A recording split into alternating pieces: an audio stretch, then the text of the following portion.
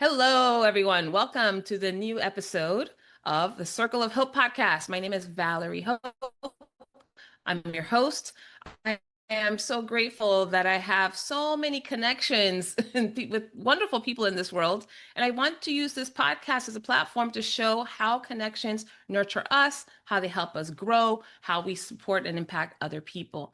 And I'm introducing you to members of my own circle to do that. So today, in my circle, my favorite Canadian, one of my favorite Canadians. I don't want to, I don't want to offend any of my other Canadian brethren, but Jérôme Vaillancourt, my goodness. And Jerome, you and I have known each other for about 5 years, I think, 4 or 5 years. Probably at least 5 years, yeah. At least five. Oh my I'd goodness. say so. And what, first of all, I have to admit, while the reason one of the reasons that we know each other is because both of us took a course with the HeartMath Institute. And that course, it was all virtual. We were put into a breakout room randomly, and Day you one. were the sorry? Day one. Day one, first day, like within the first whatever minutes of the course, they put us in the breakout room, and you and I think we were on two breakout rooms together that were done randomly. Um, and I just have to tell you, one of the things as we were preparing for this session, you and I used one of the techniques from the HeartMath Institute, which is just to get connected to our hearts, taking a few breaths. You led that before we hit the record button.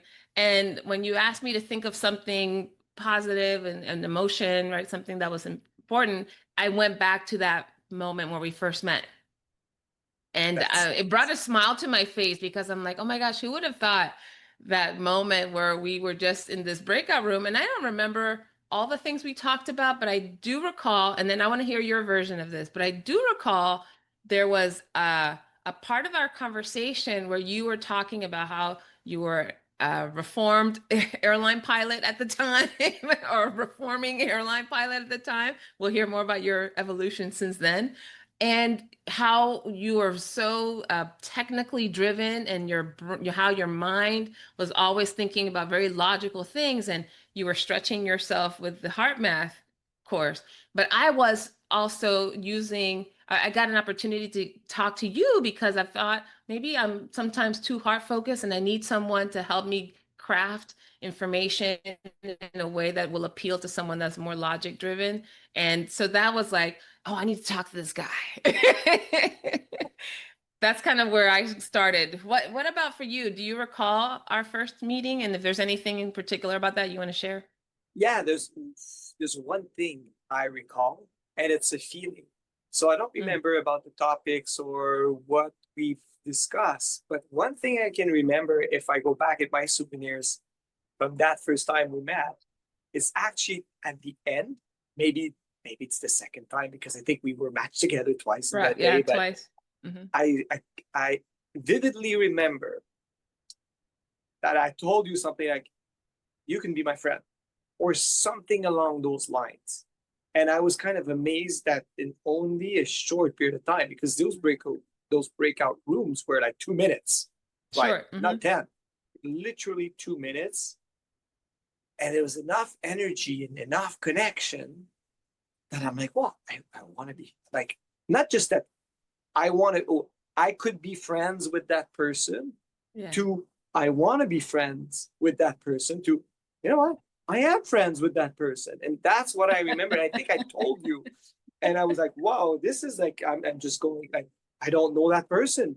Like, and here I am after 2 minutes telling her. And at some point afterwards, I'm like, oh, she must think I'm like an absolute lack of friends or something, or crazy in some way. Where to like, okay, I just talked to the guy for 2 minutes and he wants to be my friend. Like, what kind of freak is that?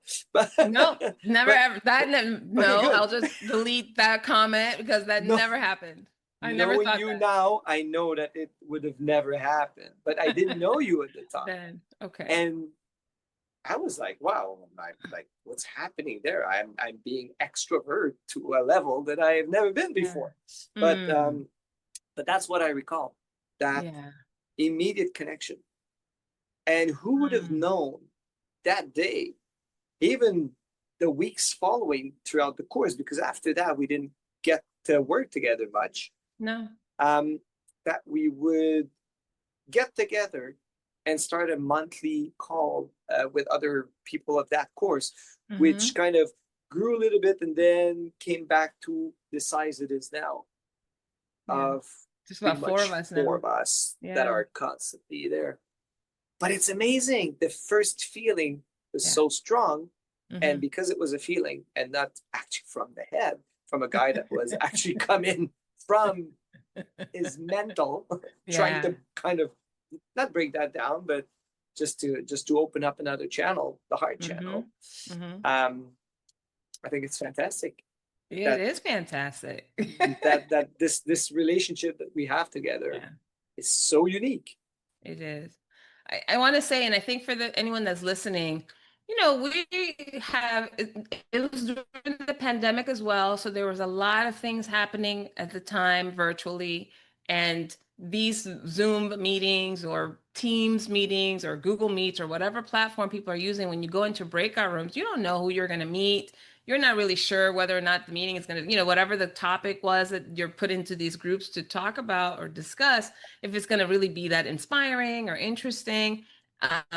But I think to your point, it wasn't so much about what we talked about in the meeting. I don't even remember what the prompts were to discuss in those breakouts.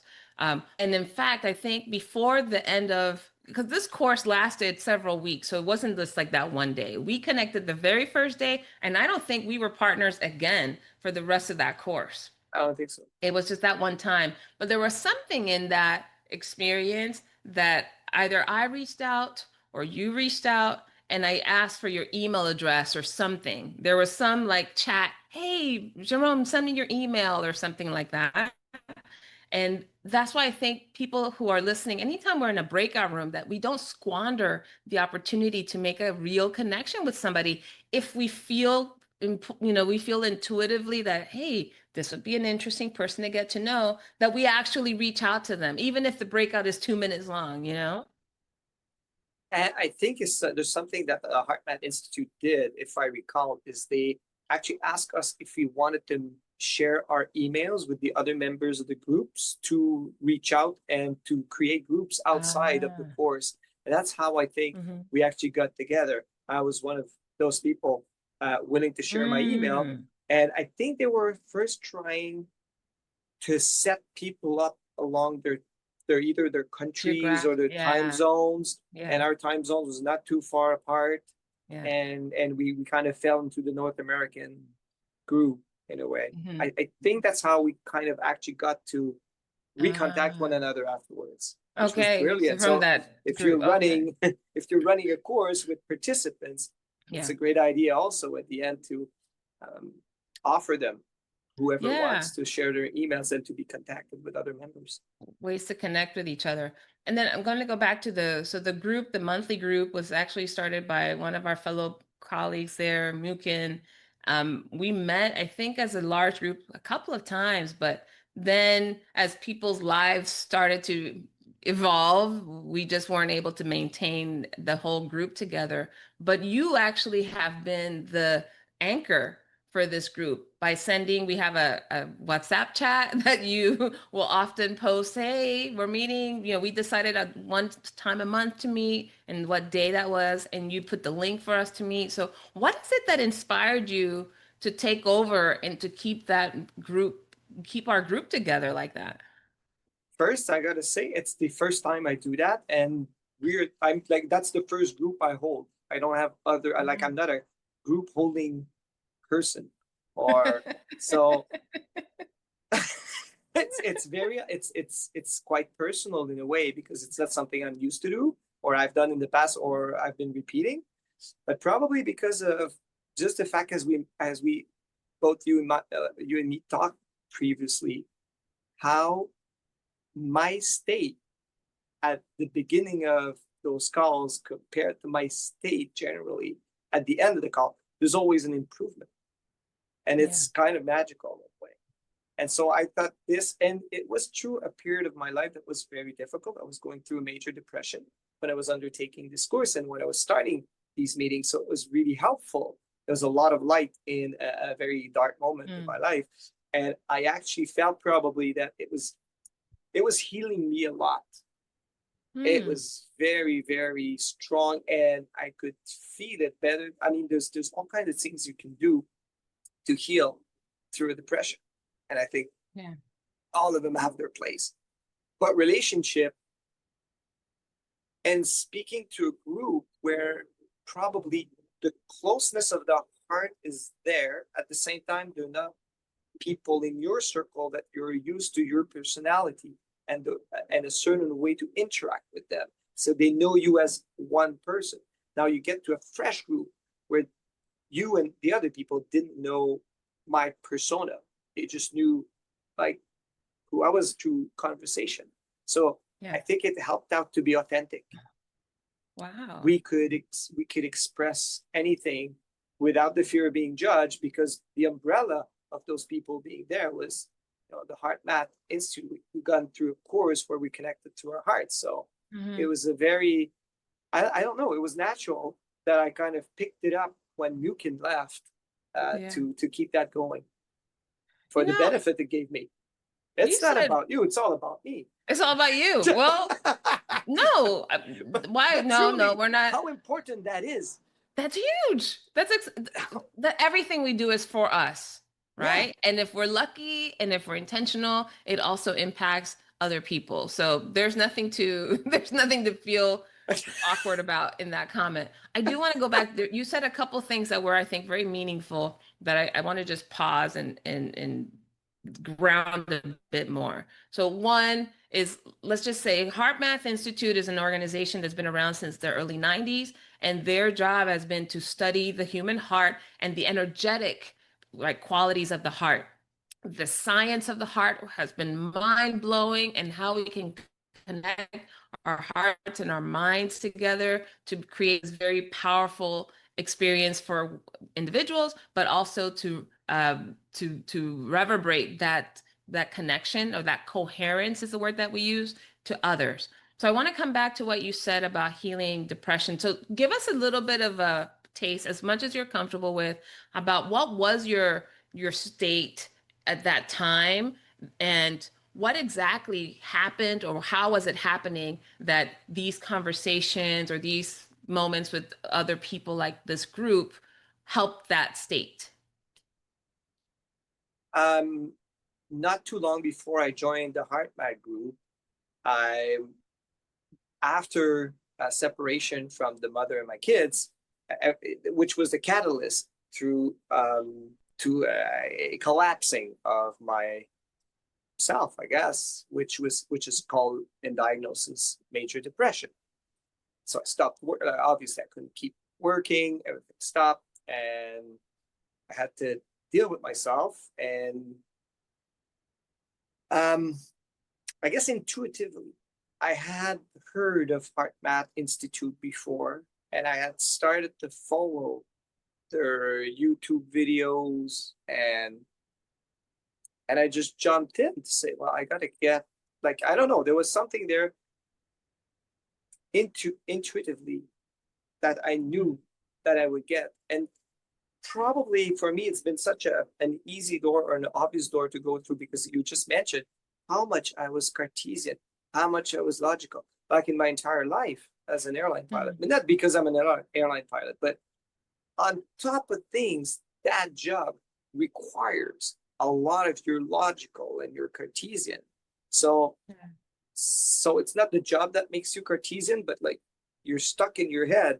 Therefore, actually, naturally, you might end up in a job that requires that. And it's difficult to get out of that box when you don't know that anything else exists. You don't even know it exists. How can you tap into something you don't know that exists? Now, HeartMath Institute, because they're using the scientific method to try to grasp and study what's going on energetically, that was the open door. And that, to me, was speaking my language. It's almost like it made sense to go through this route because they were speaking my language. Yeah. And then I forgot what originally your question was, but that's how Yeah, like when you talk it about the got me group. to this. And then, of course, the group probably was this group actually must have been one of my first experience of breaking down that mental box and trying to experience what it is to be and to exchange and to relate a little bit more with my heart, with people that were knowing what we were doing. So there was a feeling of safety too, which is so important when your whole world is breaking down and your mental health is breaking down. So the safety of these relationships, these people around. And it's so important also to reach out, Yeah. because I think a lot of people, like I did, the first reflex is sometimes to isolate yourself because you feel broken. So you're not eager to reach out, mainly to the people that are already in your circle, that they've known you in a different state. After that, it's very difficult to show up authentically. I don't like to say broken because I was not broken. I think I was just dealing with some realignment. I was disaligned probably. So it was probably as I'm thinking of it, a great group, a great opening, peers, to be able to feel safe and to try some other things. I think we need to also share a little bit about how that happens in the group that we have. But I'll just say for me, part of the appeal is, as a learner at heart, that's where I get really enthusiastic about life, is when I'm learning and applying something new. And so the opportunity to have taken this multi-week course, and not just, okay, I went through the course, I got the certificate, I saw the videos or whatever, but to have a group with which to embody all the things we learned, that was an incredible inspiration to me, right? For us to get together and actually use the language that we learned about the heart. We would practice a coherence exercise at the very beginning of our time together. And then we talk about how we were using it, or how it was, whether we were entrepreneurs or using it at work or with our families or whatever. So I think it just brought all of that conceptual stuff to life for me. And that's where I was like really eager and leaning into this experience of all these multifaceted humans. And no, for you, taking over the group when Mukin had to stop was such a gift, because you really have, and I mean, I'm not saying this lightly, Jérôme, but you have really been the person accountable to ensuring that this group has stuck together for the last 4 or 5 years. We have people from California. You're in Montreal. I'm in Dallas, Texas. We have a good friend from, she's in, not the UAE, right? Is it Abu Dhabi, I think she's in. Abu Dhabi? Yeah, she's in Abu Dhabi. Arizona every once in a while. So, I mean, we have, first of all, to stretch out all those time zones, right? Even though they were trying to keep us all into one time zone, we just like, let's bring them. So that, I think, is lovely that you do that. And then I don't know who you were to the circle of people outside of the group. I've only met you in the context of HeartMath. And so, but I think you have been embodying this heart mind coherence in all of the ways. You make sure that, hey, should we do a lock-in, right? Should we use one of our techniques? You remind us. In the chat, sometimes you'll post things and you'll share your emotions, real heartfelt emotions about something. So you model so much for us, all the things that we have been working on and learning. So I think that's an important piece to first of all, just want to acknowledge you for that, because it's been so meaningful for all of us. But then here's the part that I think is so lovely.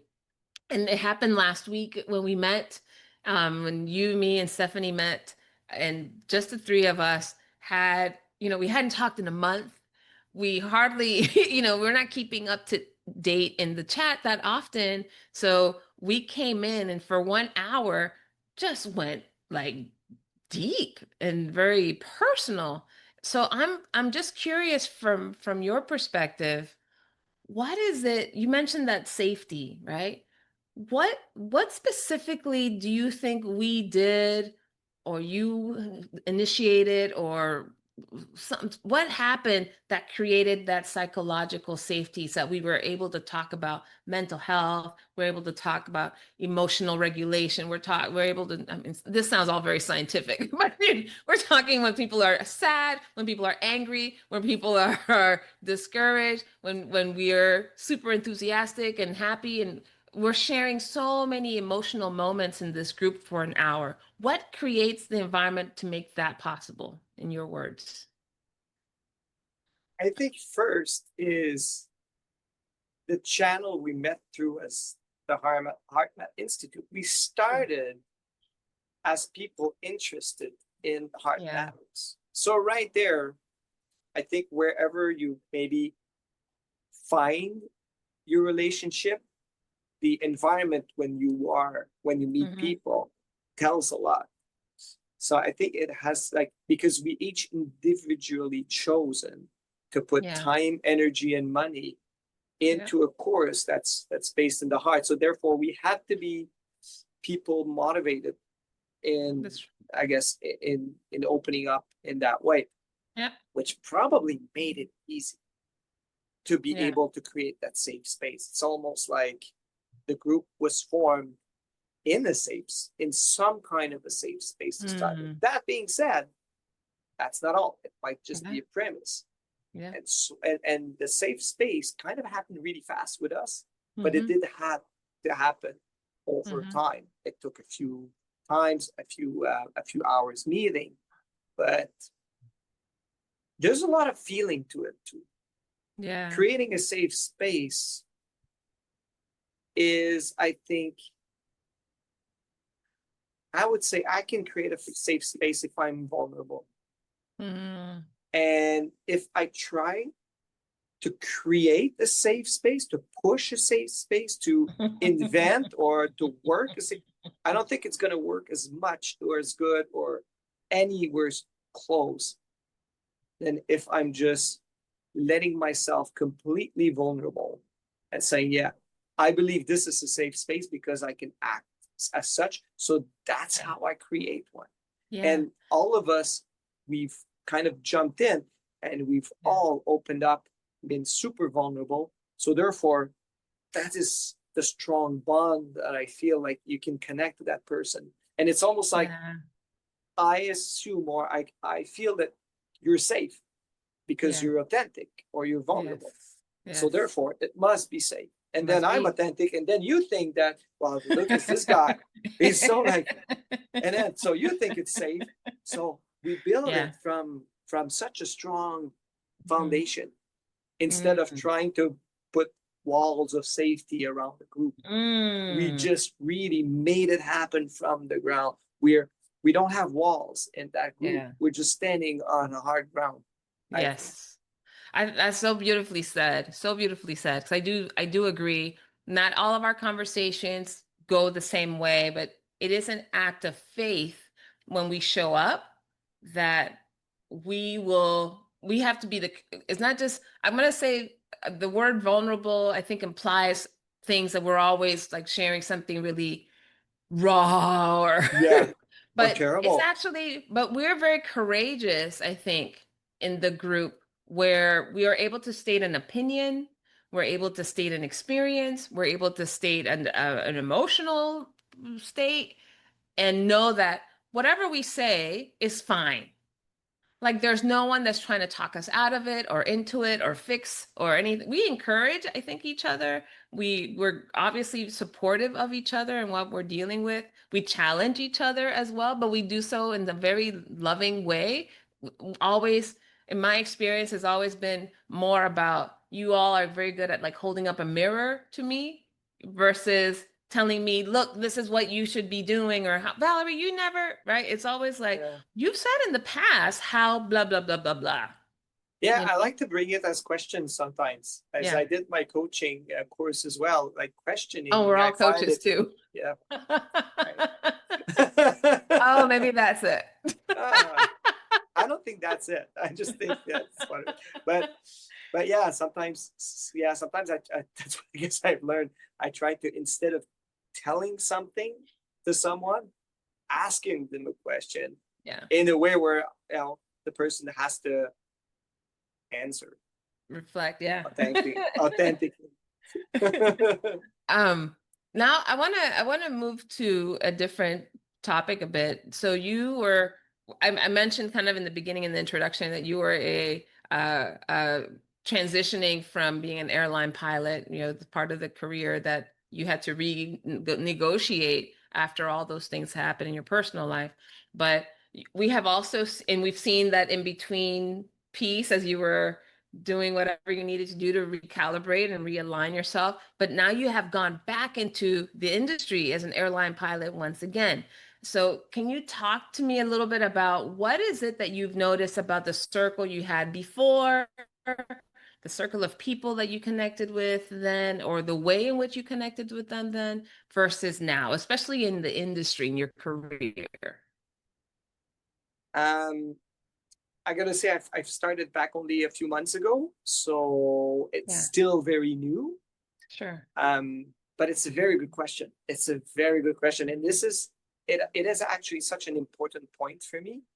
In order to go back to the same job that could be associated for me to whatever led me to being completely disaligned, having to stop and a depression, you have to go back in a different state or with a different mindset, because I clearly don't want to end up the same way that I did before. So I got to change things. And I think that the first thing, it's a very technical job, but the first thing or the most important thing for me in going back to flying airplanes in a different state as a different person, you can say, is my relationship to the people. And not as much my relationship as how will I handle the people, but for me more, how am I going to show up for that? Like, how can I bring the best of me? Because the job, it's like every job, the work itself is one thing, but it's always interacting with someone. There's always a human interaction in almost every job, And this is the big point for me. How can I bring as much light as I can and be open to listen to people and just bring a good attitude? Just bring a good attitude. There's so many people, unfortunately, in our world that are, for all kinds of reasons, and I'm not blaming anyone. Everyone has their own stories in life, but it's very heavy. Our society is very heavy. The energy of the people, it's very easy to be either complaining or sarcastic or going to your job to make money just to be able to live your real life after. So it's tough to be very sometimes lightful in your job for many people. And I don't want to be that. I don't want to be that person. I don't. And I'm just thinking, if I can show up and be happy at work in a way, I don't mean that just going and be always happy, but just be conscious of why I'm going to work. Am I going to work to make money and to enjoy my life on vacation? Or can I say, no, this is my life. When I'm at work, it's my life. I'd better try to enjoy it. And how can I enjoy this job? Well, I find out it's by serving. And before, I was doing the job because I was being told to go from point A to point B, and I had to do all of that. I get a paycheck. That's it. Now I'm focusing on my colleagues and my passengers. And even if I don't talk, and what's interesting, I don't talk to them. I don't even see them. I don't even know who. There's 250 people in my airplane. I might have crossed eyesight like a dozen of them going to the airplane. I have no clues in there. But they are the people why we fly airplanes, why airplanes are flying. And this is when I drive to work and I'm stuck in traffic and I'm tired and like I'm thinking, no, you're important for people. These people have chosen to go to this place because you don't know. Grief, vacation, deportation. who knows? Everybody has a story. There's Free like, I'm sorry. vacation and deportation. You never know, but I mean, it's part of human. I'm sorry if I shock people. I'm not like it's nothing. He's political. Canadian, y'all. So yeah, I'm sorry, but I'm sorry. I know that it's very sensitive in your country. No, right no, now. no, no. But I think I just want to make sure that you... like they say that people are not just flying for fun. Yes. For some people, it's very difficult. Yeah. Very difficult. They don't want to go where you bring them really that much. That's true. Yeah. So I'm there for like there's such a huge human experience. And this is how this is what I have to connect with. Yeah. To be able not to be complaining or sarcastic about just the part which is the job itself, the button pushing and this tough. Sometimes it's tough. I mean, it's long days. It's a lot of stuff. I mean, it doesn't always go like we want.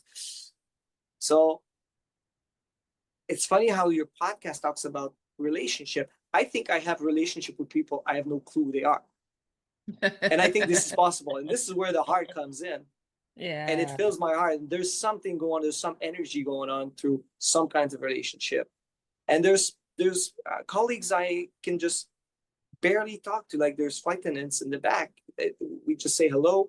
They work. We work. We're done. We get off the airplane. I barely know them. I've exchanged a few words. But still, my posture. Yeah. What I can. Your vibe, project. And this is something what we learned about HeartMath is the heart is the organ in the body that actually has the biggest field, the electromagnetic field. So I want to take care of my field. Yeah. I don't want to convince no one. I don't want to be just the guy, oh, I'm happy. Look at me, I'm happy. No, I just want to be like broadcasting good vibes. And whoever, if it can touch people and if it can enhance someone's day.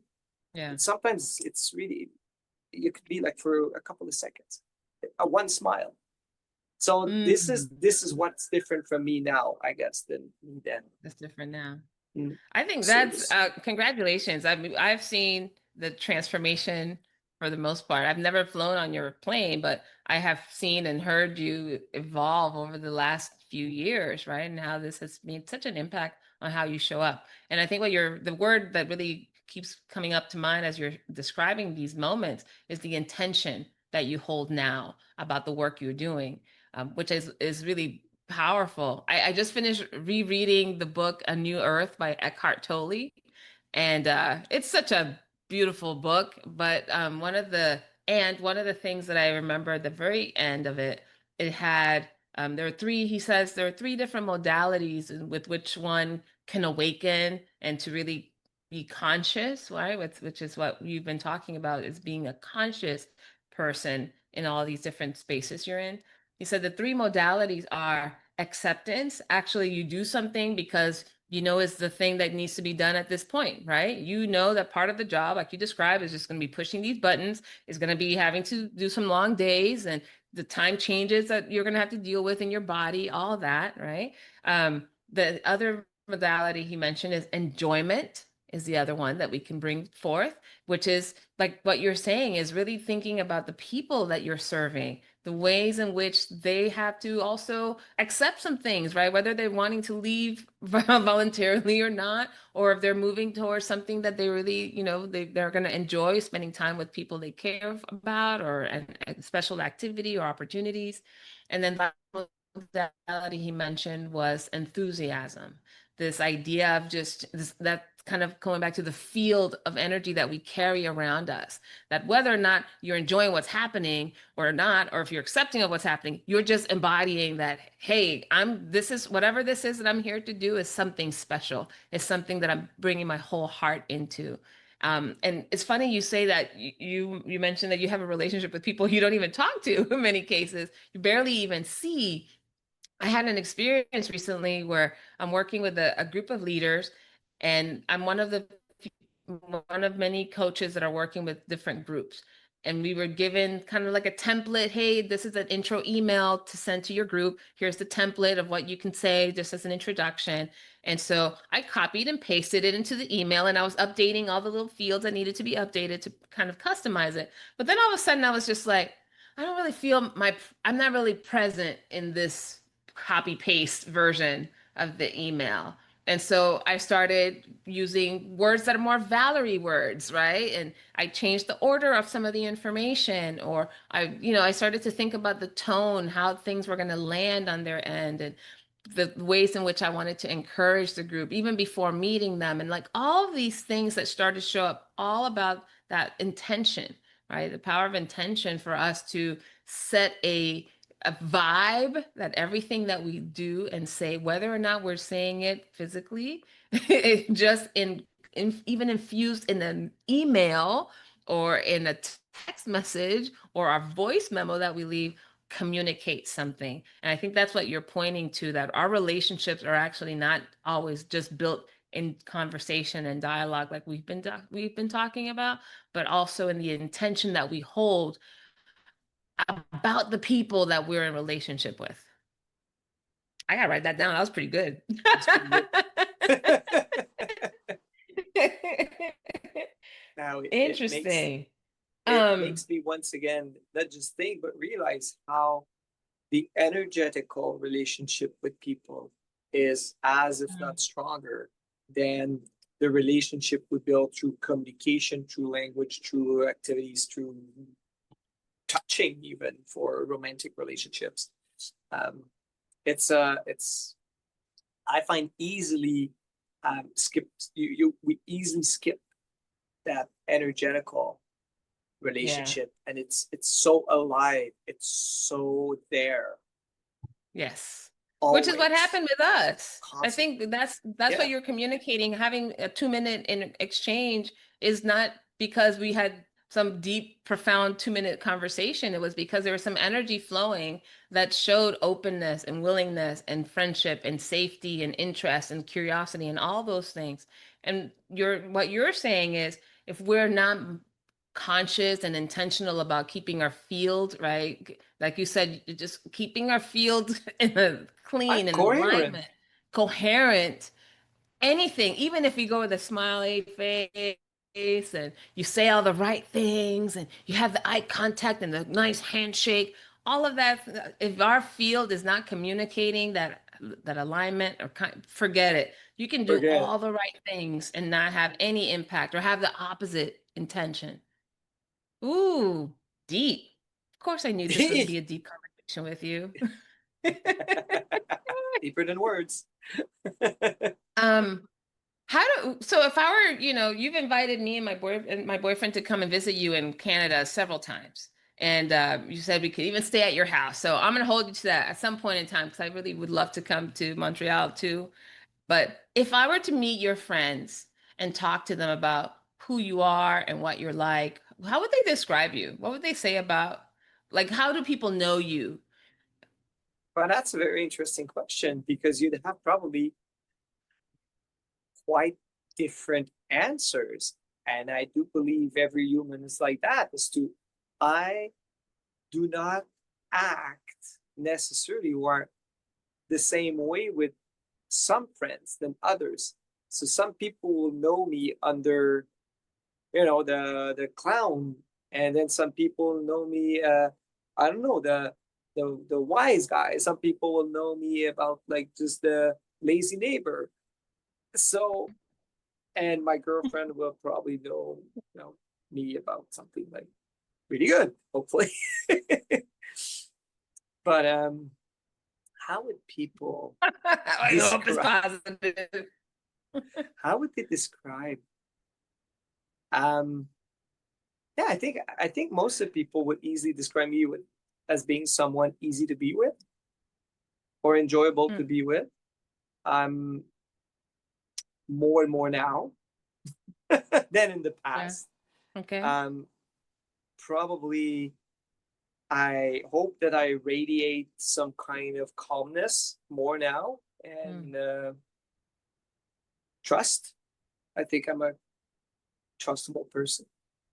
Now this is difficult, because trust, for one person I might be trustable, for another one no, because everybody has their experience with relationship and trust. So I don't think this is a good one, but it's a very difficult question you're asking me. But hopefully what people would say is that I have changed in a way in the last many years as to who I was and who I am now after the event of the depression. Hopefully it shows and people feel it, and people and my friends or my relationship kind of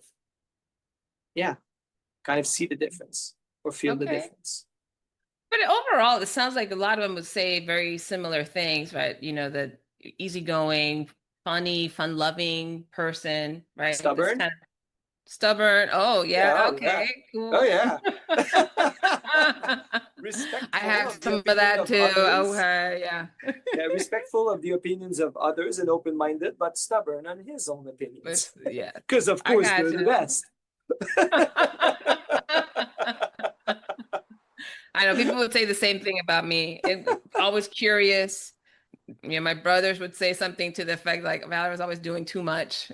She wants to ask all the questions, know all the things, and try to coordinate all sorts of stuff for the family and things. So yeah, so there would be some of that. My daughters would say he's weird because I'm not like, for them, I'm just not doing anything like the other people and parents. Yeah, I'm probably a bit anti-conformist a lot, I would say. So like, because I don't know, I meditate sitting on the ground, I do breath work, I do yoga. I don't know. I try to live a simple life. I'm eco-friendly. I drive an old car, and I have those opinions on. I'm grounding myself. I'm doing qigong with slow movements, so they think I'm just crazy. Young, right? Yeah, and I'm into everything. I'm into a lot of things that are like they call me like a conspiracy theorist and all that stuff, just because I'm just open to more of what, you know, the world, or I would say the mainstream world, is giving us. But at the same time, I tell them, well, look at the people in general in the city, and people are heavy. That's true. So I don't want to continue to follow this model. So I had to break down also a model, and I had to explore different things and open up to a lot of different ideas that my boxed logic kept me in. And it's easy when you're only in your head to just follow the mainstream, whether it's media or ways of thinking, ways of living. Whether it be in finance, in politics, in eating what you eat. I became a vegetarian. Not that I say it's better. I like, it's better for me. Sure. Again, this is something that for my kids, Jesus, like, he's doing some kind of weird stuff again. One more thing. Now. Well, you know, that's what teenagers are drinking out of a copper vessel. Yeah, because I believe it's kind of good for me. So see, I'm weird. Well, first of all, your daughters are in their teenage years, correct? Yes. Both of them. Yes. Yeah. So yes. that's a standard. All children of all teenagers, I think, at some point in time, feel that their parents are just not conforming to their standards. So that's probably but I part really of give them a lot. I shovel a lot of arguments for them. That's, you know, family is going to be family. I'm curious though, now that you have, you know, some of the evolution that you've shared, has your friend group changed? Have you been as intentional with who you relate with now versus before? And if so, what was your criteria? There was no criteria. I think it just happened naturally. There's just a lot of people that they just faded away from as I transform into my heart, and the connection that nourishes me.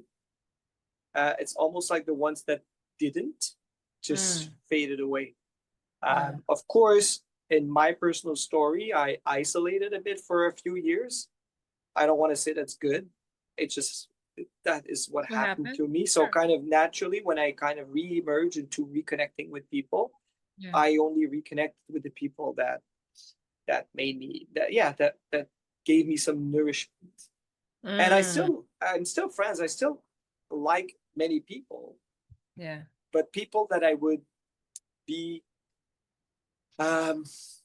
more with before, if that's a word, or closer to, Yeah. I just don't see them as much. When I see them, it's good, but I don't. Oh, that's one thing. Maybe I don't nourish myself those relationships, so they're not dying. They're just fading away. When I meet these people, it's always fun. There's always like the old reminiscence of the good times. It's just that I don't feed it anymore. So It yeah, just fades. so it Yeah. just fade. And I was reflecting because it's a great question you asked prior to that podcast. That made me reflect about how do I nourish or what how are my relationships? Yeah. Where do I put my energy? And I realized that in my life, I don't put a lot of physical energy in my relationships, except a very few. Interesting. And I don't want to again say that this is good. I think even it could be seen as bad. I could even believe it's bad before. I do spend a lot of time with my girlfriend, and she gets, and my kids, but mostly her. Like when in my life there's one person that's very, very, very close, like a romantic relationship. I tend to put a lot of my time and energy in one relationship. That's me.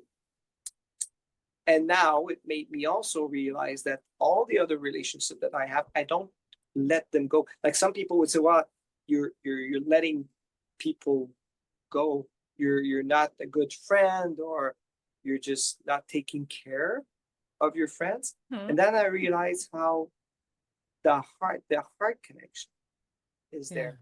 And there's many, I think in everyone's life, you can name a lot of people where you cannot see for ages, years. And when you reconnect with them, it's like instant.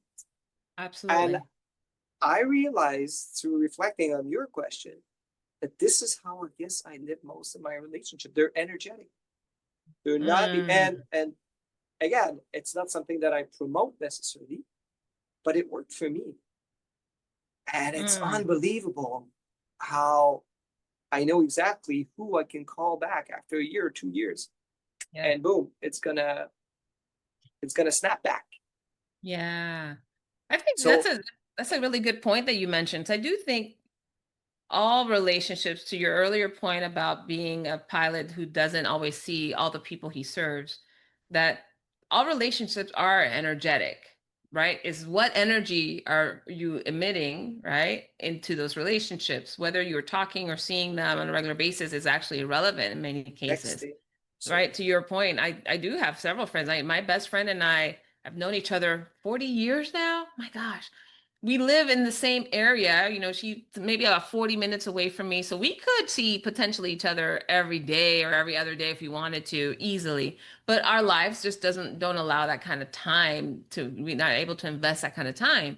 But when we do get together, it's as if we've been living in the same, house the whole time, because we just pick up where we left off. Even in between, there's some things that have happened in her family. So she's grieving the loss of her mother, and I've been as involved in holding space for her. Not there, I wasn't there at the funeral or any of those things, but just having a moment of holding space for her from a distance was meaningful, and we've been able to express that with each other. So I think all the things that you're talking about is and this is, I don't think I've ever thought about this in terms of relationship, that the energy that we emit when we think about the person, when we talk to the person, when we're talking to other people about that person, like all of the energy that is emitted is actually kind of communicated in some way with the person it too. is. I hadn't thought about it like that.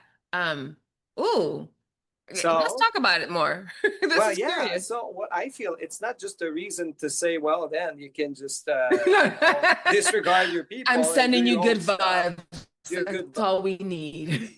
Exactly. But it's true. That's all we need, really, because if it's not for that, the relationship doesn't exist. And interesting.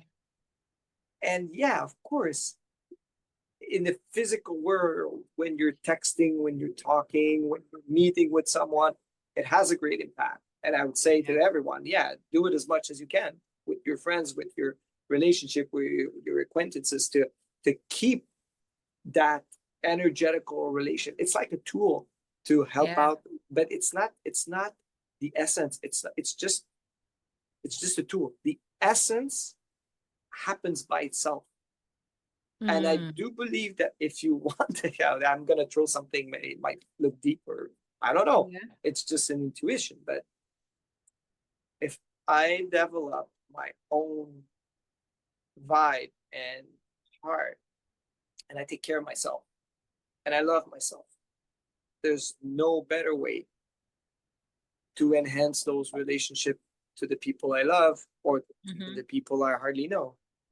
And I feel like I can hold on to relationships, seriously relationship, with not seeing, not speaking, not physically connecting with people. Some people that I know that they have a heart that's just compatible with mine. Yeah. It's possible, but also people that are doing the work in themselves, they're asking the question, they're on a path where they take care of themselves, they emit something. So take care of yourself and you take care of your relationships. Like really, really. And then it makes it easy. Then you don't have to use the tools that much of language, of writing, of being physically together. You can, and it's going to improve it, and it's going to be great and fun and everything else. But first, it's all about how we emit, we radiate, we feel about ourselves, and we care about our hearts and our well-being. Yeah. So does that make sense? There is it makes perfect sense. It does. And it resonates because I remember seeing an interview Oprah Winfrey did many, many years ago with the author Toni Morrison. And Toni Morrison said something that was really impactful, said that the way and I don't remember exactly the context of their conversation, but it was about when you want to show love to children, for example, right? If you want to be a loving parent or a loving aunt, uncle, neighbor, whatever, the way you show that is, do your eyes light up when they walk into the room? Right? Or when they walk in the room, are you all like, why are you wearing that shirt? Or, hey, pick up your toys, or right? So is the vibe that we're emitting when this person walks into the room, whether it's a child or our spouse or our neighbor or friend or cousin or whatever, when they come into the room, do our eyes light up? Are we enthusiastic to see this person? Do we know that this is a person with whom we care and we show that love in that way? Or are we thinking critical thoughts, or are we so engrossed and distracted by something else? And I think what you're talking about is the energy that we emit when that friend calls us. Are we like, Jerome, hey, good to hear from you? Or we're like, oh, hey, what a surprise. I didn't expect to hear from you. Or I haven't heard from you in 3 months. You never call. Or right. Are we critical? Or are we enthusiastic? Are we not that it has to be a happy connection. It doesn't have, it's not about happiness. It's about that coherence, right? I've been so worried about you. I'm so glad to hear from you. Like that still also communicates care. So that's what I'm picking up on what you're saying. Is that what you mean? Well, indeed, and it's sometimes counterintuitive to the way I got raised, where I've been told like you have to call your friends, call your mom, call your you have to, and of course all these things are important. A relationship is about relating to one another, okay? But for me, it turned out to be some pressure at some point. Like, how often do you have to call someone? Like monthly, bi-yearly, weekly? It depends on your level of relationship with that person. The more you call, the better friends you are. Oh no. And I mean, again, it's super important, but it was a burden in a way. And how was I like? I remember like my ex-girlfriend was telling me how many times like, you should call your mother. You never call your mother. You should call your mother. So if I felt like, yeah, that's true. Okay, yeah, I haven't called her in like a month. Okay, I'll call her. Now, if I'm being pushed to call her, I'm not even fun on the phone. Like she No, probably hey, Mom. realized that like my conversation was like fake Performative. interest. Yeah, exactly. So now what's the point in a way? And again, some people are super good at, and she, my ex-girlfriend, she was super good. And she still is at connecting with people by language, by like physically. Yeah. She calls, and she would call her friends. She would talk to you. She's good. That's her model. Yeah. Her model works perfect, but it's not the only model. And I feel like it's been pushed as, you know, you have to nourish your relationship for such and such. And some people are expecting that. I think this is just a model. This is just a one way of doing things. And I personally fall in the maybe other categories that don't need that. At the same time, I don't need nobody to call me.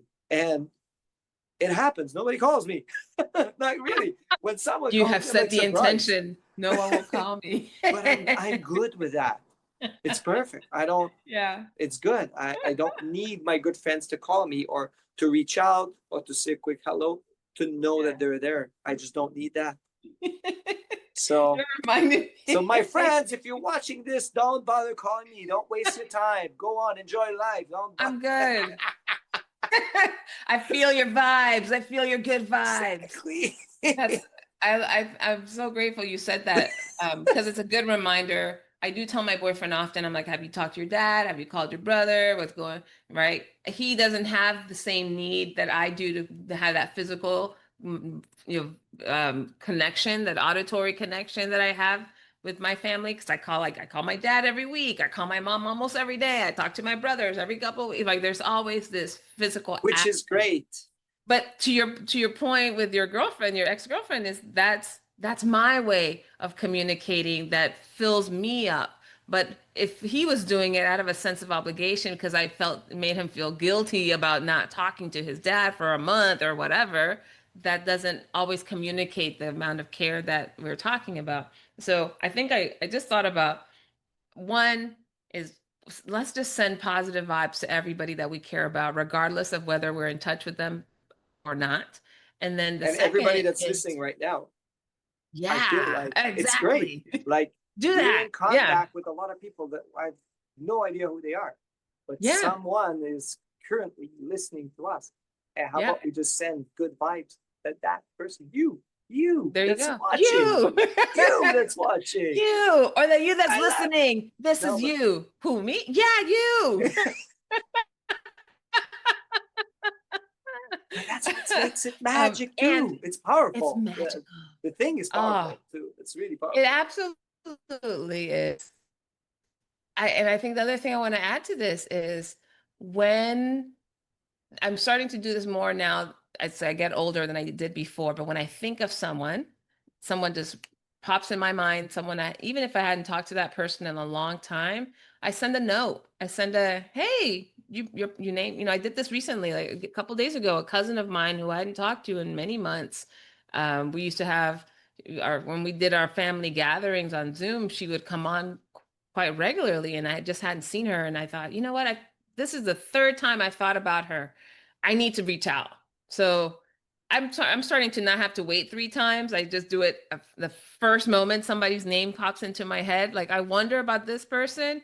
Just hey, send a message to that person. Say hi. And I left her a voice memo and she responded and she's great. But it was like, oh, I need to do that more consciously, more Yeah, intentionally. well, I think you got like some really important point here is that you activate this because you've got the intuition.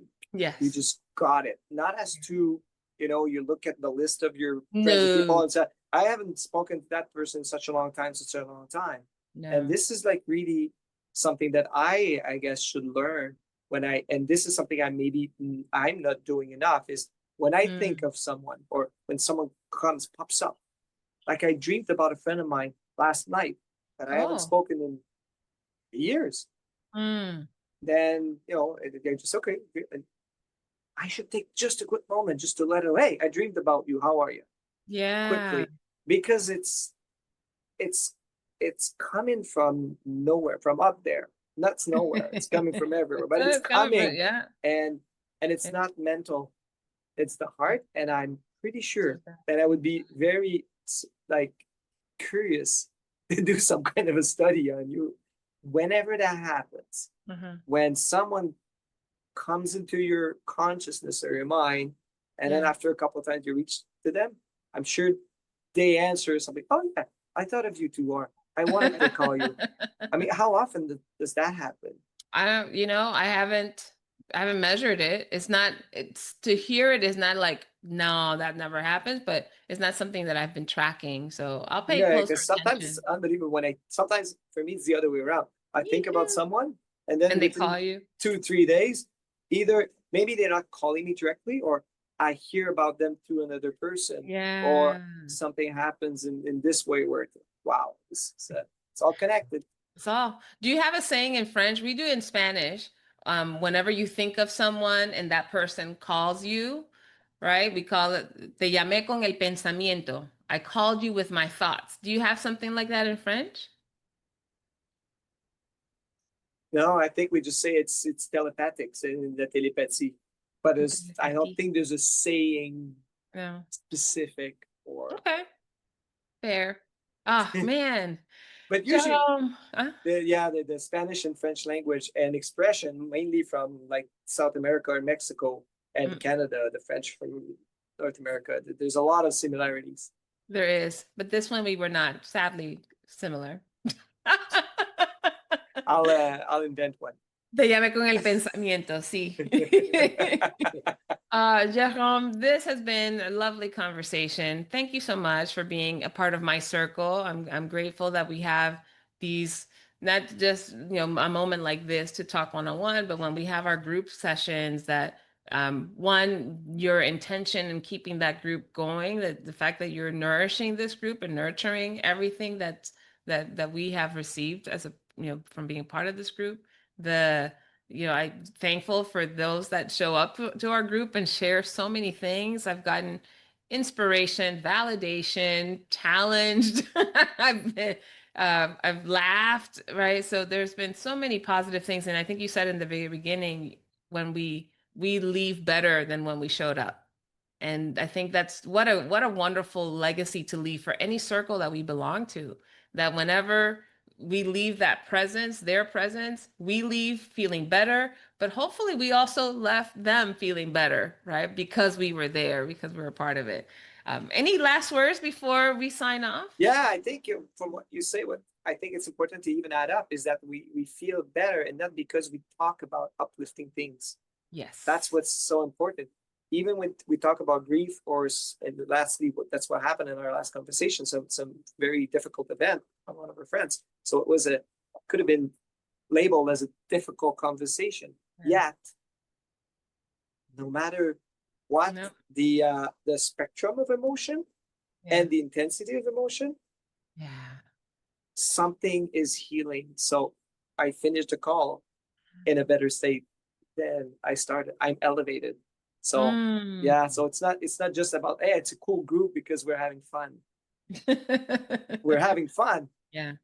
But we go through the entire spectrum of emotions. I like the way you put that no matter where we are in the spectrum or how intense it is, the fact is the intention is always that it be a healing conversation, right? That we all walk away better. The courage that we have in sharing what's going on with us, really, like the fact that the grief that was brought up in the room was not because I don't want to bring the room down, and I don't feel like there was really none of that. It was more like, hey, this is what's happening in my life, and then each of us had a chance to pour into that person and to share what was on our hearts about it, or our concern for that person, or our perspective, right? But always for the healing of the group and for the healing of the individual and for ourselves. I think all of it kind of comes together. And it's powerful. And that stuff is powerful. Amazing. Amazing. All right. Thank you so much again for saying yes to being not only on the podcast, being a part of my circle, all the things. I know you're a man with a lot of missions. And you know what? Those of you who fly Air Canada, yeah? Yes, anyone that's flying Air Canada, little promo, little shout out for Air Canada, for AC.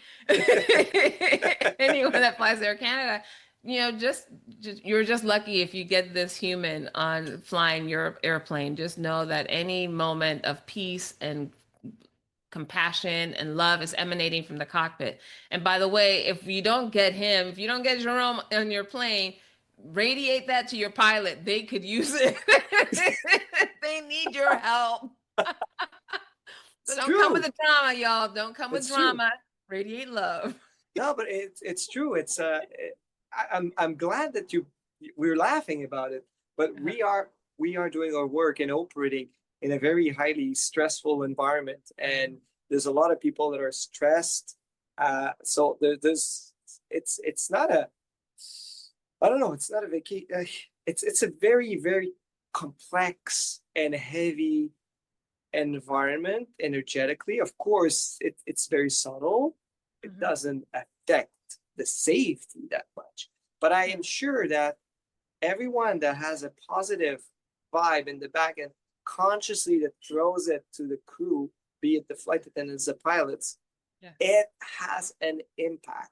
We cannot measure it, but I am sure that it has an impact going forward. I mean, you can't measure it on the plane, but the HeartMath Institute has measured this. I'll put a link to their website so that if people want to get more information, they know where to find it. But it is absolutely measurable, the impact that coherence has on the situation. We're more collaborative, we are much more creative, we're able to solve problems more efficiently and effectively, more productive. I mean, the upside to just sharing a bit of gratitude and love and compassion and positive vibes to the people around us they're immense. And so, we don't take that for granted at all. Yeah. And I tested it during my training. I went from 5 years not flying, going back to the line. It was like a lot of people, even my own doctor in my insurance company, they thought that my chances of succeeding was very slim. And I brought HeartMath in between my simulator session it's really hard work. Yeah. And I did the coherence, and hey, I guess I kind of beat the odds or something. I don't know, but I used it. I used it myself, and it worked. I mean, it must have helped in some way. You heard it here. Yeah, coherence is magical. Not magical. I mean, it's scientific, and it's also a reminder for all of us to get into a state of mind that just helps not only us, but also provides the environment for other things around us, including the people and relationships we love to flourish. So thank you for bringing that, Jérôme. Merci beaucoup. Bienvenue, Valerie, mon amie. All right, everyone. Thank you so much for tuning into this episode of Circle of Hope. I can't wait to bring you this wonderful conversation with Jérôme and many others. So stay tuned. If you haven't already, subscribe and give us a rating based on your experience and how much you like or not. Right? I'm open. I want to learn. So feel free to rate us, and that way we know and get an opportunity to connect with you all too on how to make this even better. Thanks, everybody. Have a wonderful rest of the day. Thanks for joining me on this episode of The Circle of Hope. Don't forget to subscribe, follow, and share with someone in your circle. And if you're curious about the upcoming book, visit valeriehope.com for updates and extras. Until then, stay connected.